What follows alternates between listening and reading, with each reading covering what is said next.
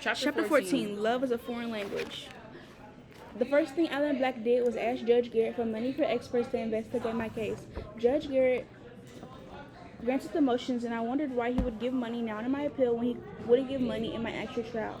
If I had money, perhaps wouldn't have found someone better than Payne. If I had money, they could have had an expert prove I couldn't have driven from work to Quincy's that fast. If I had money, I could have gotten an attorney who felt like he was paid for his time. If I had money, I probably wouldn't have been arrested for the first time.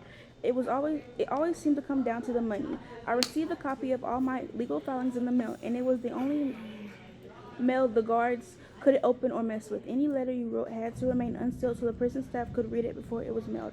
Any letter that came in was also read by the prison staff. Every phone call was recorded. I couldn't understand why they had to read the letters that went out, but it became clear that they didn't want you to complain about how you were being treated. They didn't want to call someone in the attorneys. Holman was always short-staffed, and the row was no different. We were like lab rats being closely monitored for any potential signs of revolt. It was easier for them to keep us in our cages where we shouldn't get in trouble rather than let us out. Summers were the worst. They didn't allow any fans in our cells because they could be broken apart to use as weapons. But with the tight wire mesh covering our doors, there was zero ventilation or flow of air. It was over 100 degrees outside during the summer months, and in our cells it had to be 110 or 120. It was slow roasting. It's hard to talk much, less fight when it is so hot you can barely move or take a breath. Much like the staff reading our mail and recording our conversations, the heat was a way to keep control, but the heat made some guys crazy and even more violent. I knew that all the warden wanted was to keep the peace, especially on death row where it was assumed that we had nothing to lose and would kill if given the chance. But he was going about it all wrong, and it was having the opposite effect. Hinton lunch. The officer who yelled just as hot as I was. And I wonder if he wouldn't also like some cool air blowing through the row.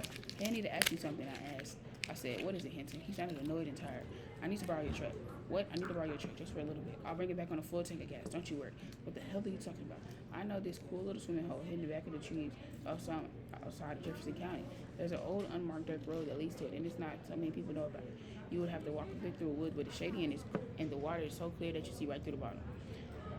I think it's fed by the underground spring or something. The water is so clear that it's and so cool you can drink it. I'm gonna need to borrow your truck. I'll bring it back later tonight, I promise. I just need to have some time to float to myself in the spring water and cool down. He stared at me like I had finally lost it. Maybe we should go together. Get out of here and cool off. Otherwise, I need your keys, and you can just keep working, and I'll go back before shift change. I heard you talking about your new truck. I promise you I'll take good care. He started laughing and shaking his head. I don't think so, Hinton, but here's your lunch. And just like that, he was smiling at me. I needed to talk to the warden about something, I said, smiling about it. Back at him. Can you get this message or let the captain know? I'll bring some paper and you'll write it down and I'll get it to him. Thanks. He shook his head at me and he was still smiling as he moved down the road delivering lunch. You making friends with the guards, Ray? I heard this morning Walter Hill's voice. Hill had killed another inmate while in prison before home and was now on the road for a triple murder. So he was one of the guys who the warden thought had nothing to lose. He was angry all the time. I couldn't blame him for that. I was also going to judge him. I also wasn't going to judge him. I didn't know his story. Whatever he had done was between him and God. Hey Walter, I yelled. You know what my sweet mama always says to me? Walter didn't answer the question. They're not your friends, Ray.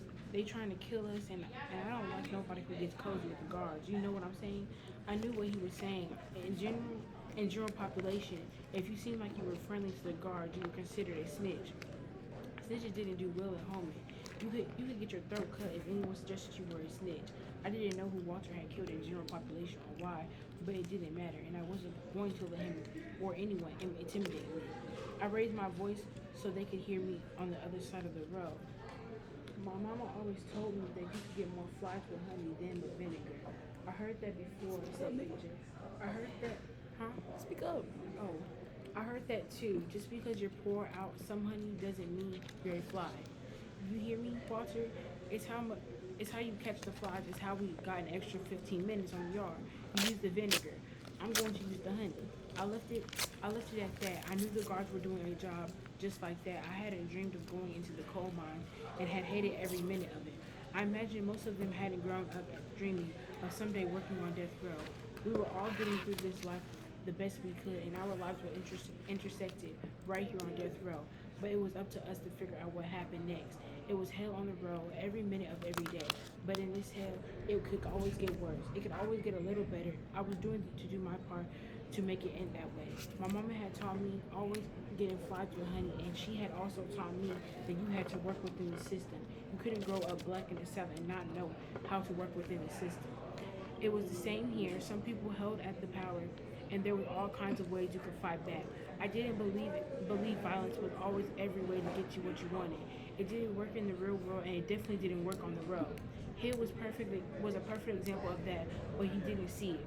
If I wanted the guards to cooperate, I had to cooperate. It was a trade-off. I knew others like Hill would take my cooperation the wrong way, but it was about survival, not just for me, but for all of us. I had people who loved me and came to visit me every week. I had money on my books from Lester. I had grown up with unconditional love. I had faith in a God and a Bible that promised me I would get out of here someday. I was better off than a lot of these guys next to me. We were all facing death, but I was facing it with love all around me. I tried to focus on that more